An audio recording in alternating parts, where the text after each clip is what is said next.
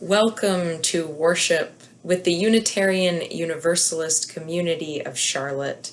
I'm Eve Stevens, my pronouns are she, her, hers, and I'm one of the ministers of this congregation.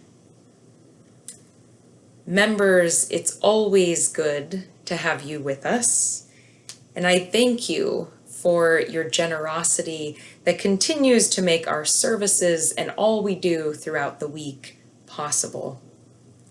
I hope you'll join virtual coffee hour following the end of this service for a chance to see one another live. Guests, if you are new here, or perhaps joining us for the first time, welcome. We're delighted that you're here with us today. And following the service, I invite you to head to the calendar on our website, where you'll find a Zoom link that will take you to a session called Meet a Minister. I'd love the chance to talk more with you and answer questions you might have about the life of this congregation. You can always reach out to our membership coordinator, Kelly Green. You can find her comment on our public Facebook page during the Sunday morning greeting. You can also send Kelly an email at Kelly, Kelly, at uuccharlotte.org. Members and guests alike, welcome. Now head on over to our public Facebook page where you can exchange greetings with one another.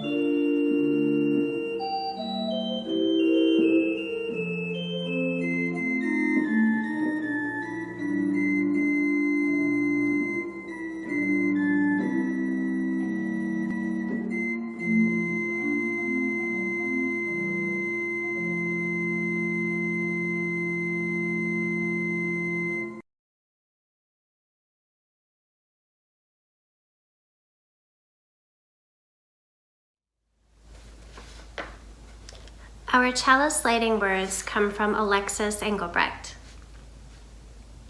Welcome to this community of seekers, of questioners, and of those open to the revelation that comes from experiences with one another and the spirit of life.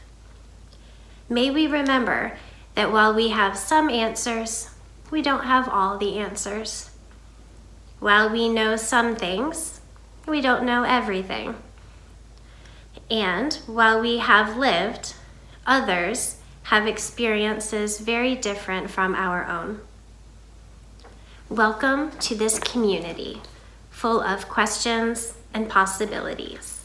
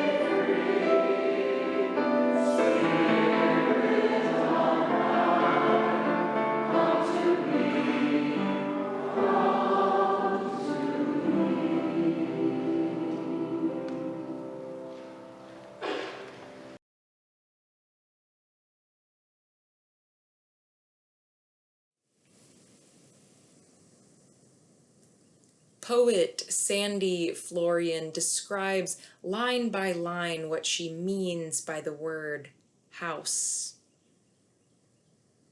A building for habitation and habit. Domicile. A dwelling place. A structure that serves as a shelter, a burrow or nest or cave, a shack in a series of shacks, with nooks and garrets and stairs, house, protection from weather. House, Florian writes, this is your corner of the world. Now imagine the self as a house. The walls, our body, protecting the inner world of the mind and soul from the outer world. Our consciousness coursing throughout, like electricity pouring from each light fixture, illuminating us from within. Imagine the self as a house. Our habits revealed in the layout of the furniture. Our emotions heating and cooling the interior. Our demeanor evident in the color of the walls. Imagine the self as a house. A room with memories stacked in boxes. A room with shelves for our interests and hobbies. A room noisy with care and worry for our loved ones. A room with a desk with drawers full of grocery lists and oil change receipts. Imagine the self as a house. Windows connecting us to the weather beyond our walls. A door, sometimes open in curiosity or longing, welcoming others inward to share in our inner world. A door, sometimes closed for reflection, and sometimes for protection. Imagine the self as a house.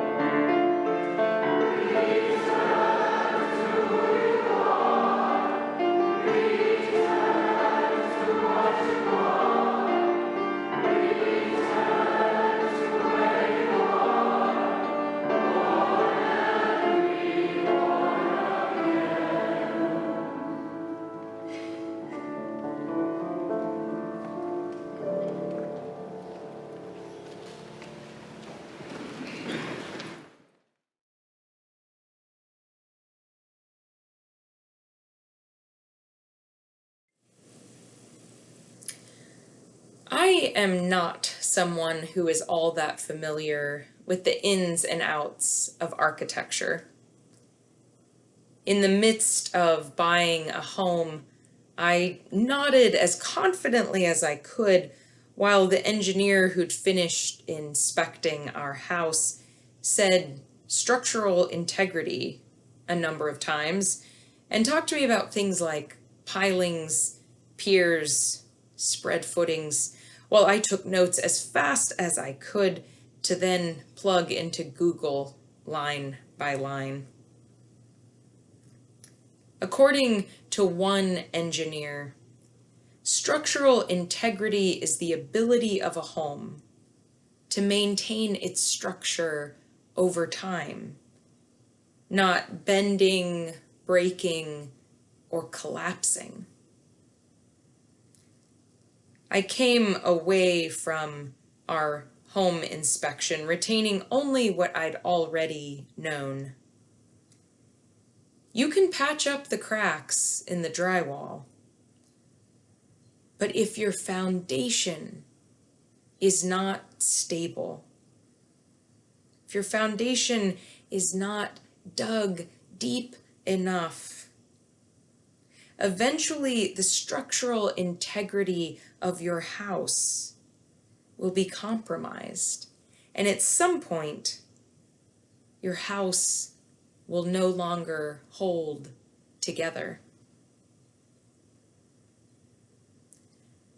The spiritual life, the life concerned with defining and honoring what matters most, the life that sets compassion as its compass, the life committed to liberation in spite of the discomfort of the struggle. The spiritual life requires that we ground ourselves in the values we hold most dear. The spiritual life demands, if we are to speak and act with integrity, that the foundation of our life must be grounded in values that are loving and liberating.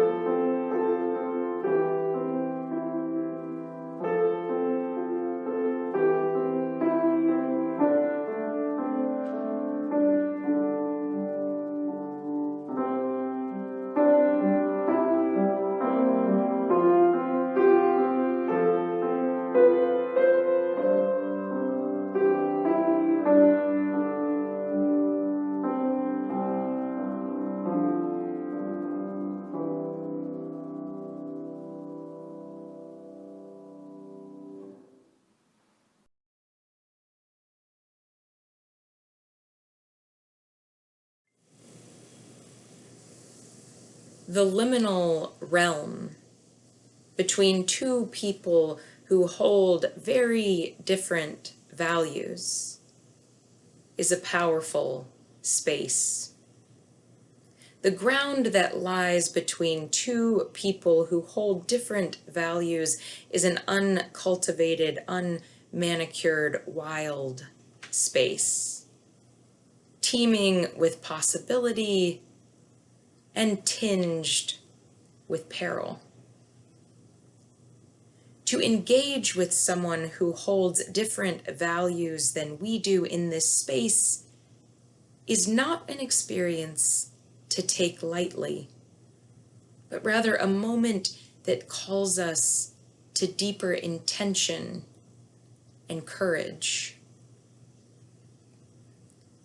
Frances Kissling is a pro-choice activist who has spent most of her adult life fighting for fair and free access to abortion.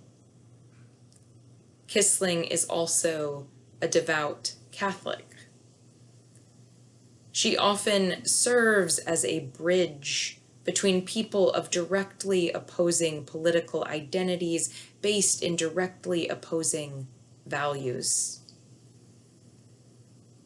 Kisling's life work is not about getting people on opposite poles of the political spectrum to agree with one another. She does not ask that one relinquish their core values to the other. Instead, Kisling locates herself in that powerful, wild space between two people who hold different values and invites the possibility of mutual respect.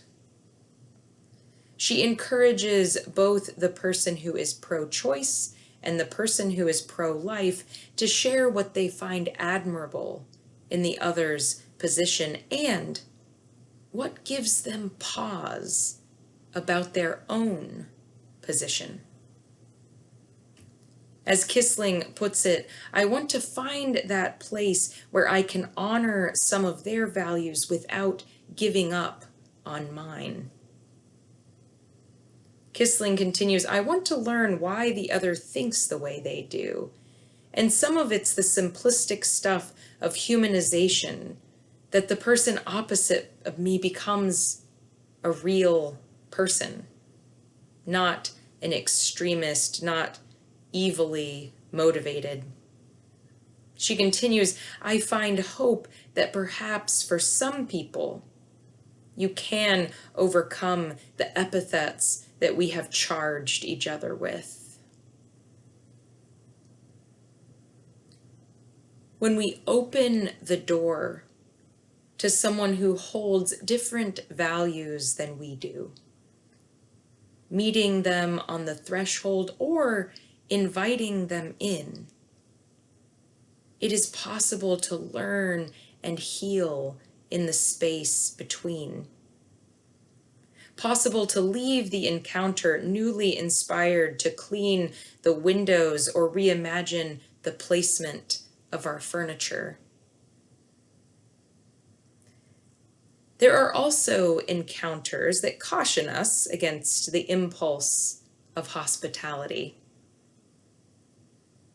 As one engineer writes, a test of structural integrity assures that catastrophic damage does not occur to your house. A test of structural integrity assures that catastrophic damage does not occur to your house.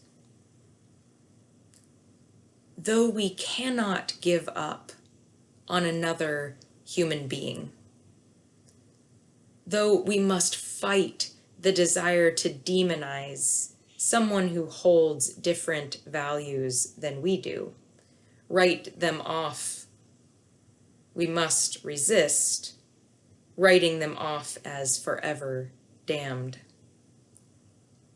Though we cannot give up on another human being, if the call for unity or meeting in the middle means opening our doors to policies or laws or cultural norms that eat away at the foundation of our home,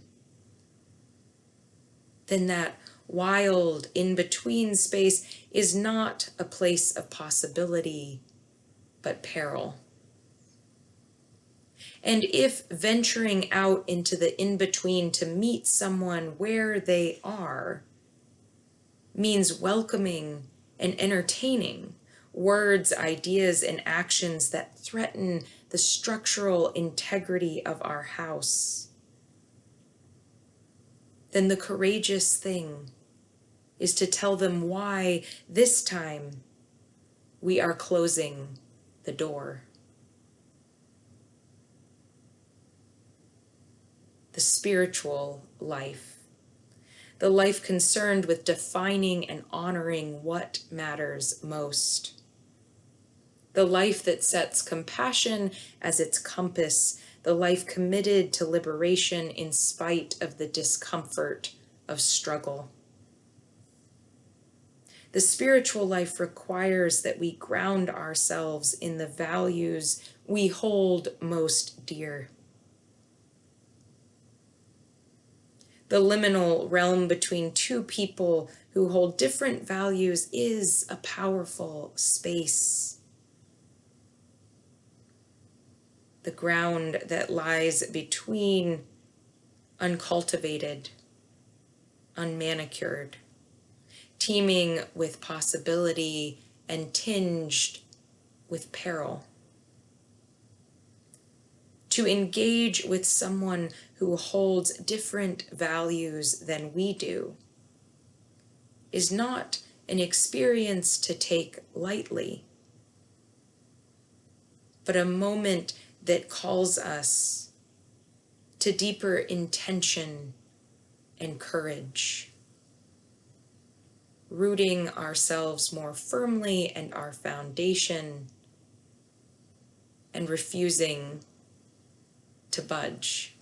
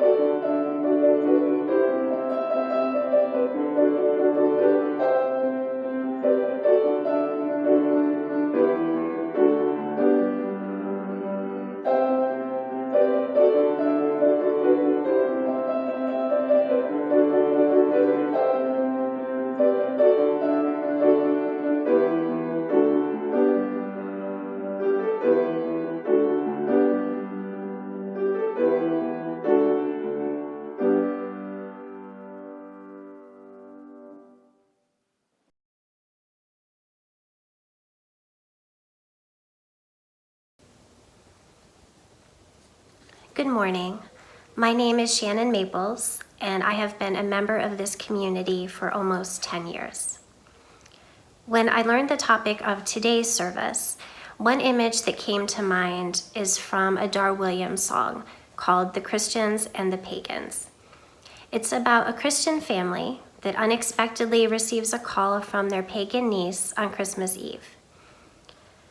They end up sharing a dinner celebration together that is part Christmas, part solstice.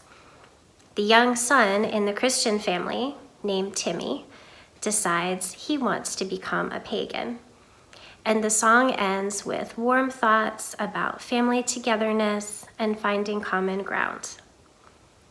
I love the image conveyed in this song, but my recent family dinners have been nothing like it. Not because our religious traditions are different, although they are, but because of the current political climate. Don't get me wrong, I love a debate. One of my favorite activities is to participate in long discussions about politics and current events over a drink of choice.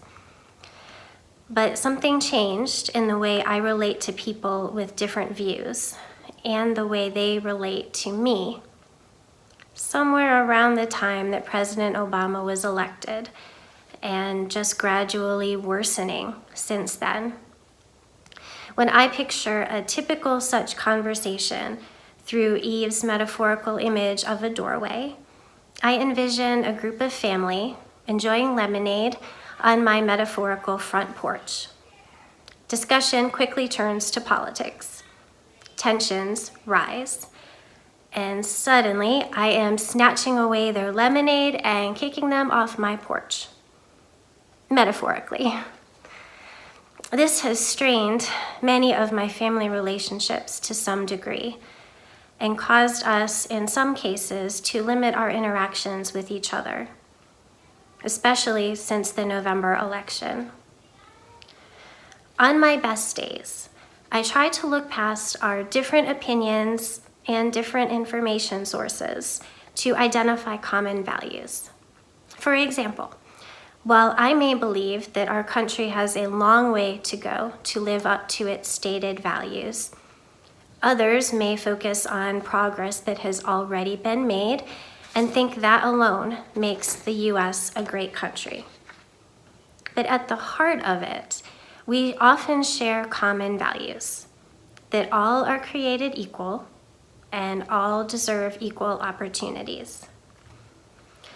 On my very best days, I am able to find common ground with others based on those shared values, allowing us to see the humanity in each other. To be honest, my best days are not that often. And sometimes it turns out that our values are very much at odds with one another.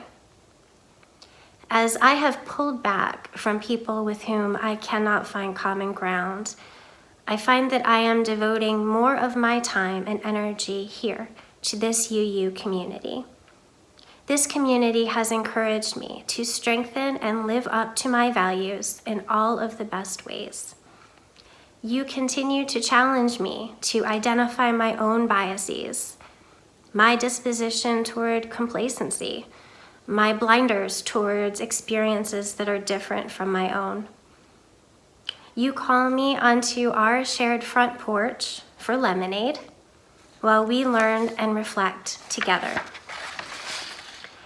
And at those times when I fail to live out my own professed values, I am always grateful when you respond by refilling my glass, inviting me to sit a spell, and calling me into deeper discussion.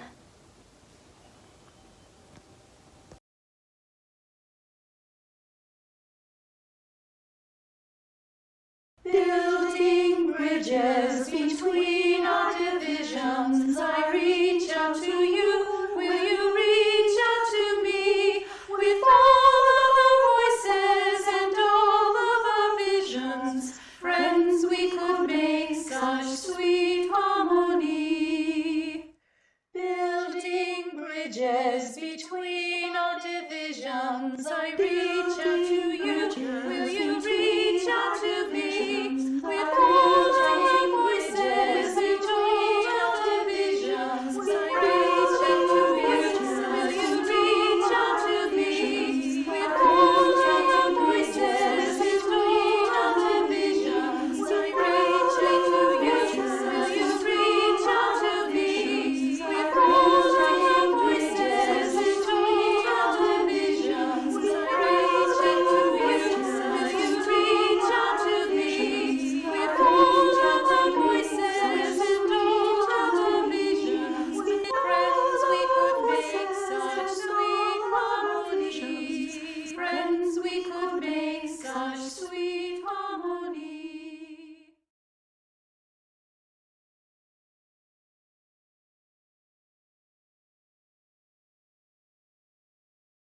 Hi, my name is Sean Morton. I'm a member of the Stewardship Committee, and our family has participated in the life of this congregation since 2007. I am pleased to share with you why we value the UUCC and why we provide generous financial support to the UUCC. I grew up as a UU in Vermont, and I greatly value the principles of service, tolerance, and reason that are the fundamentals of our faith. Our 3 boys have benefited from RE, and our 2 older sons in particular benefited greatly from the Coming of Age program. They have all carried the values of this community into their lives, and this congregation has been and remains an important part of our family identity. We value the emphasis placed here on service, charity, and giving to each other in giving back to the community. On a personal note, the UUCC makes me a better, more compassionate, and frankly, more useful person. I expect many of you feel the same way. The work this congregation does has never been more important and necessary, and the support of its members more vital. Even if we cannot gather in person, and the feeling of togetherness is for the time being less strong, it does not reduce the needs of the UUCC or the good uses to which our support is put. Our community exists because we have created this community, and it is our financial support that nourishes it, that sustains it, and that grows it. February is the pledge month for our family, and we will again give generously, even if our full enjoyment of the UUCC must wait a little longer on a better time than the current time. The UUCC as a physical place will return to our lives in the near future. The UUCC as a spiritual home that we carry with us wherever we go has never been stronger. Please do give generously. Thank you.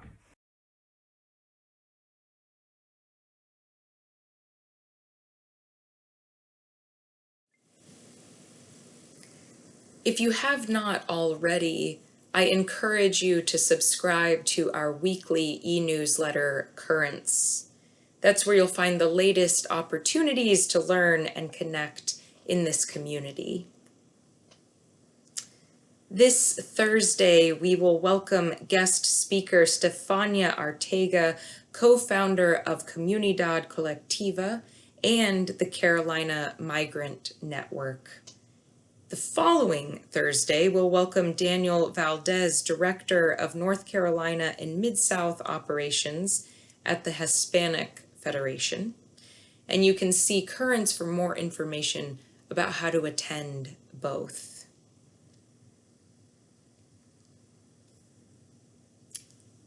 Many of us have read the post from our minister, Jay Leach, on our member Facebook page.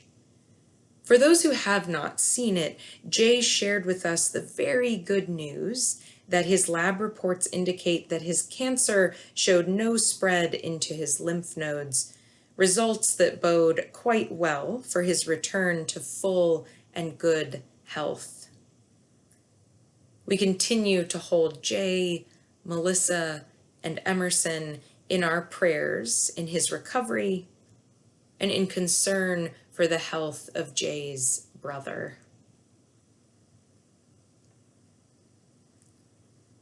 We hold in our prayers Judy and Bob Burns as Judy undergoes a medical procedure this week.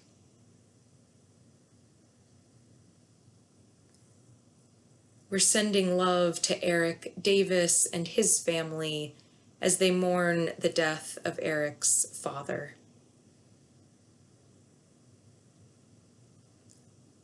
We hold in our hearts Lynn Friedheim in her time of illness. We hold in our prayers Megan O'Connor and Brian Jenkins as Megan's father recovers from a medical procedure. We're sending love to Belinda Perry in this time of her mother's ongoing health challenges. And we hold in our hearts Tawana Wilson Allen and Manny Allen and their family as Tawana recovers at home from a recent hospitalization. Beyond our congregation, we hold in our prayers all those around the country who are without heat and power, and send our love to those who are mourning the loss of loved ones in the wake of this week's widespread extreme winter weather. With so many of the still images on the screen this morning of houses, we can't help but turn our thoughts to our houseless neighbors here in our own community enduring frigid temperatures. We hold in our prayers in particular those ordered to vacate the tent encampments in our city this week. And we send our love to our members and all those in the larger community fighting for affordable housing in Charlotte.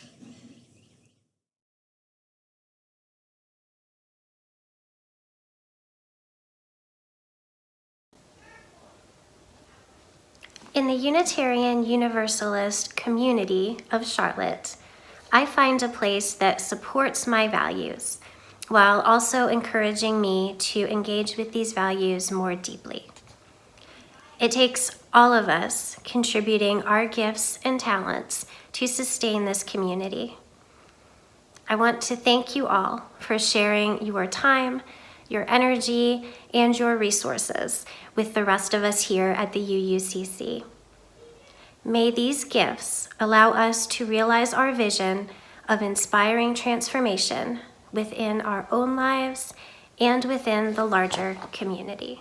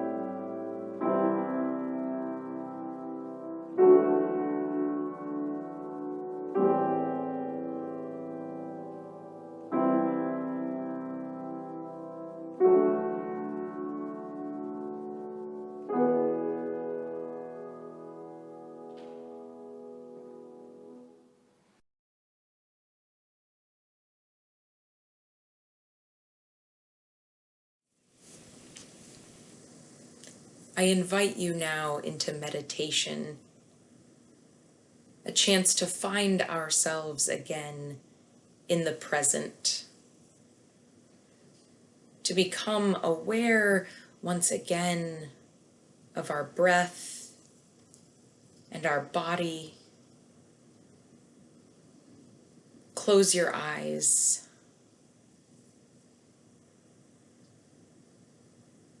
Let your chest expand as you breathe in and release as you breathe out. And as you sit, more keenly aware of the present moment, take in these words by Jill Beth Veronica Sweeney. Take care of your home, your remarkable body. It needs blueberries, brisk walks, and back rubs. Take care of your home, your mind, soul. It craves stillness, friendship, a pile of books by the bed. Take care of your home, the roof over your head. It asks to be filled with music and candlelight, to be free from cobwebs and shadows. Take care of your home, your community. It expects you to protect the vulnerable, to visit the lonely, to love the children. Take care of your home, the earth. It cries out for abundant green forests, clear blue waters, and peace.